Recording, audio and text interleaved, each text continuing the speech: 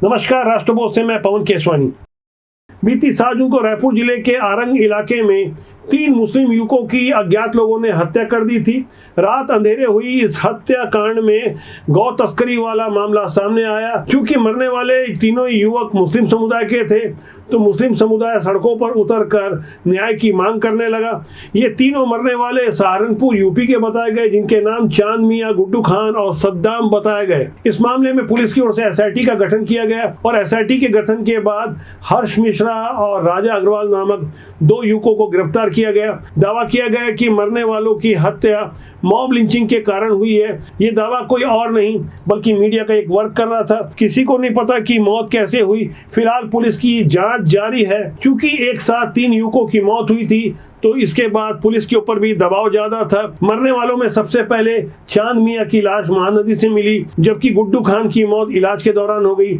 लेकिन इस घटना के 12 दिन बाद इलाज के दौरान सद्दाम की भी मौत हो गई। पुलिस की कोशिश थी कि सद्दाम से बयान लिया जा सके, लेकिन इलाज के दौरान सद्दाम की ऐसी अवस्था नहीं थी कि वो बयान दे सके। इन तीनों मौतों के बाद कांग्रेस की ओर से मौजूदा भारतीय जनता पार्टी सरकार के विरुद्ध तीखे बयानों के तीर भी चलने लगे और उसके बाद मुस्लिम समुदाय की ओर से जिस तरह का प्रदर्शन किया गया, जिस तरह की बातें की गई, उस पर आज आपको गौर करना चाहिए। वो बयान सोशल मीडिया में उपलब्ध है, जिसमें बीरनपुर की घटना की याद दिलाई गई। दरअसल बीरनपुर की घटना का जब भी जिक्र आता है तो भुवनेश्वर साहू की मॉब लिंचिंग से हुई मौत को याद दिलाया जाता है। लेकिन उस घटना के 2 दिनों बाद जिस तरह से मुस्लिम पिता पुत्र की हत्या हुई थी, उस वाले मामले में पुलिस ने आनन फानन में अलग अलग गांव के और आपस में अपरिचित लोगों को गिरफ्तार किया। तो इसी आधार पर न्यायालय ने उन्हें जमानत दे दी। जबकि भुवनेश्वर साहू वाले हत्याकांड के मामले में पुलिस को अभी भी कई अज्ञात आरोपियों की तलाश जारी है। शुरुआत में जो 12 गिरफ्तारियां हुई थी, उनकी जमानत नहीं हो पा रही थी। ऐसी घटना का जिक्र मुस्लिम समुदाय की ओर से 2 वक्ताओं ने किया। उन बयानों पर आपको गौर करना चाहिए, खासकर जिस तरह की चुनौती दी जा रही थी और ये समझाने की कोशिश की जा रही थी कि तुम तो पैदा होते हो जीने के लिए और हम पैदा होते हैं मरने के लिए। इस तरह की भड़काऊ बयानबाजी के बाद आखिर समाज में क्या संदेश देने की कोशिश की जा रही है, किसको चुनौती दी जा रही है, पुलिस को, शासन को या आम जनता को? उन बयानों को आप गौर करें जो एबीपी न्यूज सहित सोशल मीडिया में भी उपलब्ध है। के पर्दे हटा लो। जब हमारी कौम पे बात आती है तो सारे फिरके और सारी जमात एक सफ में नजर आती है, अपने अपने मसलकी तहफ्फुज़ात के साथ। अब मैं सुन्नी हूं, कोई देवबंदी है, कोई अहले हदीस है, कोई शिया है, कोई कादियानी है, मुझे उससे कोई गरज नहीं। सद्दाम मरा था, वो मुसलमान है। बीरनपुर में जो घटना हुई थी वो मुसलमान है। कतई बर्दाश्त नहीं किया जाएगा। इसके लिए आप हमें सलाखों के पीछे डाल दें, या हमें पोटा लगा दें, या हमें टाटा लगा दें। यकीन माने, खुदा की कसम, तुम पैदा होते हो जीने के लिए और हमारी कौम पैदा होती है मरने के लिए। याद रखो।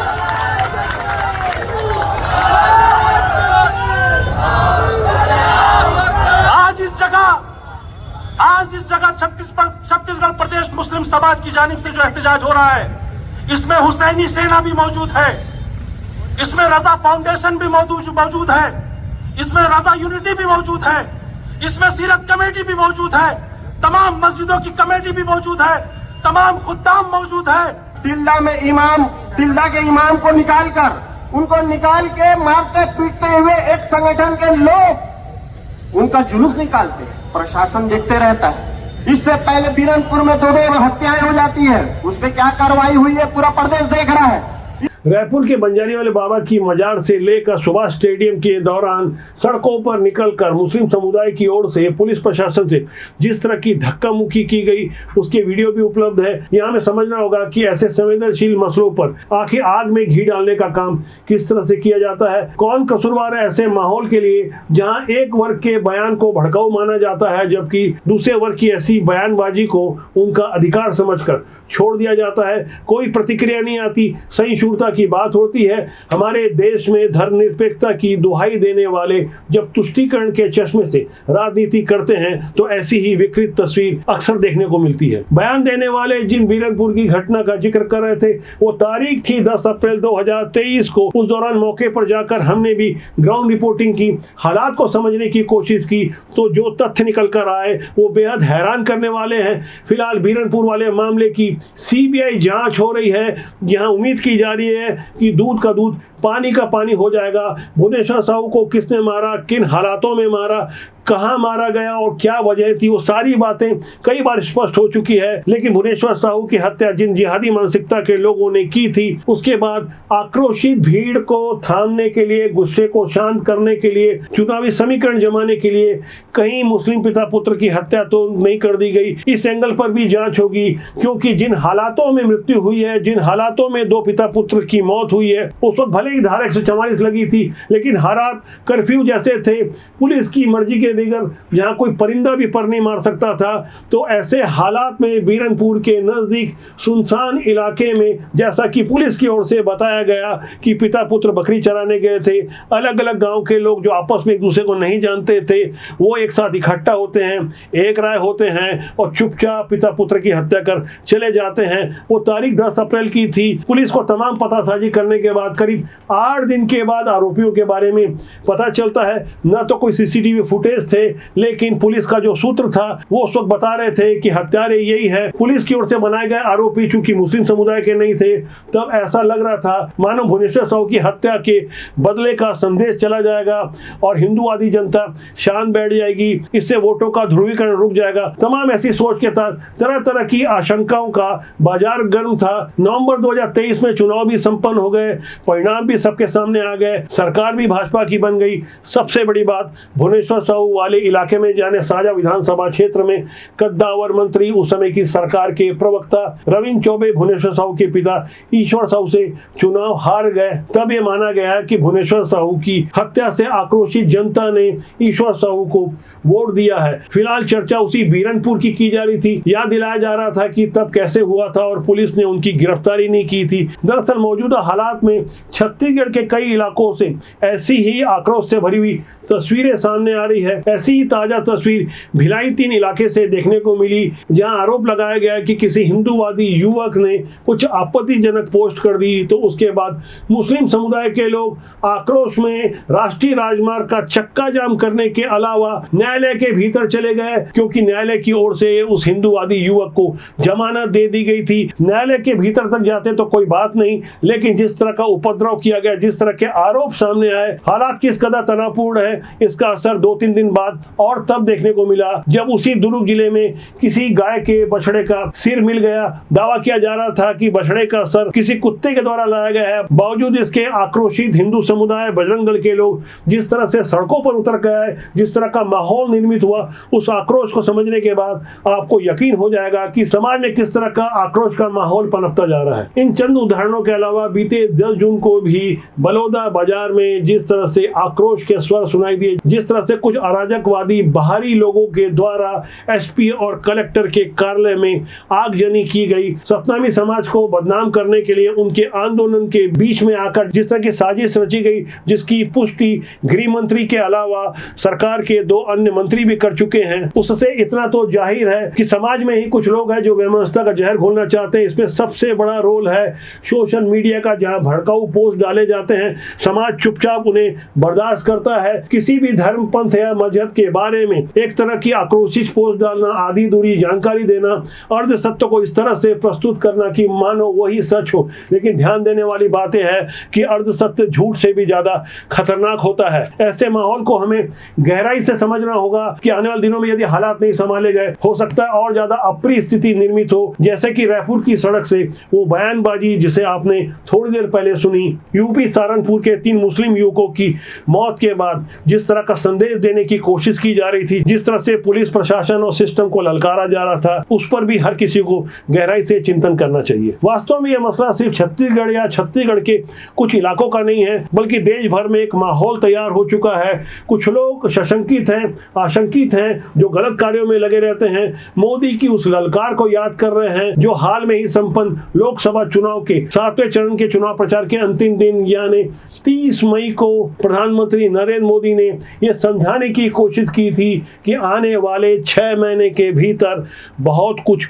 होने वाला है। चंद सेकंड में प्रधानमंत्री नरेंद्र मोदी की उन बातों को सुने। हालांकि उस वक्त भाषणबाजी बहुत सारी हुई थी, इसलिए शायद इस चुनौती पर कम ध्यान गया होगा। अगले 6 महीने में देश में बहुत बड़ा राजनीतिक भूचाल आने वाला है। ये परिवारवादी पार्टियां अपने आप बिखर जाएगी। इनके कार्यकर्ता भी अब थक चुके हैं। वो भी देख रहे हैं कि देश किधर जा रहा है और ये पार्टियां किधर जा रही है। तीसरी बार प्रधानमंत्री बनने के बाद नरेंद्र मोदी पूरे फॉर्म में नजर आ रहे हैं। प्रधानमंत्री बनते ही वो G7 की बैठक में भाग लेने गए, जबकि भारत G7 देश का सदस्य भी नहीं है। बावजूद इसके इटली के प्रधानमंत्री के आमंत्रण पर प्रधानमंत्री अन्य राष्ट्राध्यक्षों के साथ वहां शामिल हुए थे। इस दौरान जैसे कि जानकारी मिली कि इटली से अगस्ता वेस्टलैंड वाले घोटाले मामले में प्रधानमंत्री नरेंद्र मोदी को एक बड़ी कामयाबी मिली है। दरअसल अगस्ता वेस्टलैंड घोटाला 3600 करोड़ रुपए का बताया जाता है, जो पुरानी यूपीए सरकार का था। यूपीए सरकार यानी सोनिया गांधी की अध्यक्षता में चल रही वो सरकार, जिसमें मनमोहन सिंह को कठपुतली बताया गया था। गांधी परिवार का वर्चस्व था, जिस वक्त राहुल गांधी और सोनिया गांधी ही सर्वे सर्वा हुआ करते थे। प्रधानमंत्री और राष्ट्रपति जैसे वीवीआईपी लोगों को लाने के लिए 12 अगस्ता वेस्टलैंड हेलीकॉप्टर खरीदे जाने थे, लेकिन इसमें जिस तरह की दलाली हुई, जिस तरह के आरोप इटली में सिद्ध हो गए, लेकिन भारत की अदालत में वो पूरा मामला सीबीआई की देखरेख में जांच के बाद अदालत में लंबित है। इस मामले में महत्वपूर्ण कागजात इटली से मिलने थे, लेकिन जिस तरह से प्रधानमंत्री नरेंद्र मोदी ने कहा कि आने वाले 6 महीने में क्या कुछ होगा पूरा देश देखेगा, और खासकर भ्रष्टाचार और दलाली में लगे हुए लोग ऐसी चेतावनी से परेशान होंगे। यही कारण रहा होगा कि खासकर कांग्रेस अगस्ता वेस्टलैंड वाले मामले में खासी परेशान है। पहले ही नेशनल हेराल्ड मामले में राहुल गांधी, सोनिया गांधी सहित पूरी कांग्रेस कटघरे में खड़ी है। यदि यह मामला अदालत में सिद्ध हो जाता है, जैसे कि प्रमाण है, ऐसा लग रहा है कि इस मामले में पूरी प्रमाणिकता के साथ दोष सिद्ध भी हो जाएगा, उसके बाद जाहिर तौर पर कांग्रेस बुरी तरह घिर जाएगी। मौजूदा हालात में जहां कांग्रेस को 99 सीटों के साथ कुछ समझने का मौका मिला है, यदि गांधी परिवार के लोग साफ तौर पर यदि दोष सिद्ध हो जाते हैं तो पूरी की पूरी कांग्रेस जिन गांधी परिवार की धुरी पर खड़ी है, ऐसे में कांग्रेस संगठन का क्या होगा, ये एक बड़ा प्रश्न है। देश की बदलती जा रही ऐसी राजनीति को हमें गहराई से समझना होगा, अध्ययन करना होगा। आखिर बदले हुए हालात में देश की जनता क्या सोचती है। ऐसे हालात में जहां देश की जनता पहले से कई ज्यादा जागरूक हो चुकी है, सोशल मीडिया इंटरनेट का दौर है, यहाँ कुछ भी नहीं छुपता, तो ऐसे माहौल में 31 मार्च को एक वीडियो चलकर आया, चुनाव प्रचार का दौर था। उस वक्त आईआईटी बॉम्बे जैसे प्रमुख संस्थान से निकले हुए इस आपत्तिजनक वीडियो पर ज्यादा राजनीति नहीं हुई, ज्यादा बयानबाजी नहीं हुई, लेकिन हमें आज समझना होगा आईआईटी बॉम्बे जैसे प्रमुख संस्थान में सिलेक्ट होने वाले अबव एवरेज ज्यादा बुद्धिमान लोग किस तरह से भगवान राम का अपमान करते हैं, किस तरह से एक नाटक रचा जाता है जिसमें साफ तौर पर प्रभु श्री राम और सीता माता के बारे में आपत्तिजनक प्रस्तुतियां दी जा रही थी। किसी दूसरे कबीले में जा, किसी दूसरे मर्द के यहाँ रह आई, इसीलिए कबीला तेरा स्वीकार वापस नहीं करेगा। दूसरा मर्द? अरे बंदी थी मैं वहां। अच्छा। इस मामले में कॉलेज की ओर से जांच हुई।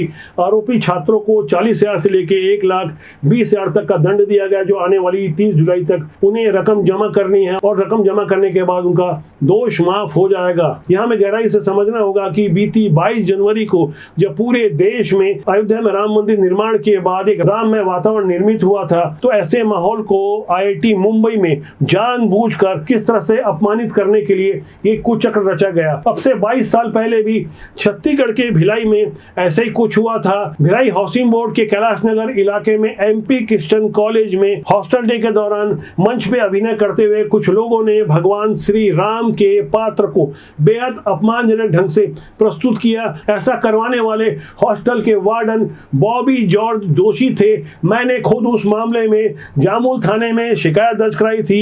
मामला 295 क के तहत दर्ज हुआ था। तब भी हिंदूवादियों ने आक्रोश प्रकट किया था। 22 साल पहले भी वैसा कुछ हुआ था, जैसे 31 मार्च 2024 को IIT बॉम्बे के अंदर हुआ। तो ऐसे में यह समझना होगा कि आखिर इन 22 सालों में क्या कुछ बदला। एक और भारत के सनातनी जनता हिंदू राष्ट्र की कल्पना करती है, लेकिन यहाँ गौर करना होगा प्रभु श्री राम का अपमान करने वालों में अधिकांश वही हिंदू समुदाय के युवा होते हैं जिन्हें या तो धर्म की कम जानकारी है या वो अपने धर्म के प्रति कम निष्ठावान है। ऐसे माहौल को बदलना होगा, गहराई से समझना होगा। साथ ही सिस्टम को भी इस बात की तैयारी करनी होगी कि हमारे पाठ्य पुस्तकों में धर्म का भी विशेष स्थान होना चाहिए, जिससे आध्यात्म और संस्कृति से प्यार करने वाले नए भारत की कल्पना को साकार रूप दिया जा सके। हमारे देश में धर्म और मजहब को लेकर वैसे ही खूब राजनीति होती है। वोट बैंक के कारण हमारे स्वार्थी नेता रंग बदलने के मामले में गिरगिट को भी पीछे छोड़ देते हैं। हमें ऐसे नेताओं को समझना होगा, ऐसी राजनीति को समझना होगा। अच्छे लोगों को राजनीति में आना चाहिए। हमारा मानना है कि राजनीति बुरी नहीं होती, उसमें काम करने लोग अच्छे या बुरे होते हैं। तो आज के लिए इतना ही। मेरा आपसे आग्रह है कि चैनल को देखें, लाइक करें, शेयर करें, सब्सक्राइब करें, कमेंट सेक्शन में जाकर अपनी राय जरूर दें, जिससे आपके मार्गदर्शन से आपका और हमारा साथ ज्यादा मजबूती से लंबे समय तक बना रहे। नमस्कार।